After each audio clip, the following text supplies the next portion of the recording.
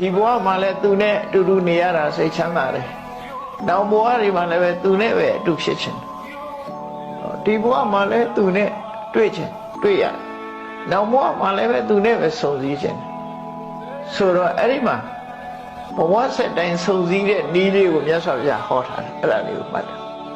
ဘဝဆက်တိုင်းဆုံစည်းနိုင်တဲ့နည်းကိုမြတ်စွာဘုရားဟောတာတို့ဥပဒကဥပဒိကမမျိုးတို့ဇနီးမောင်နှံနှစ်ယောက်စလုံးဒီဘဝမှာလဲဆုံစည်းခြင်းနဲ့နောက်ဘဝမှာလဲဆုံစည်းခြင်းနဲ့ဆိုလို့ရှိရင်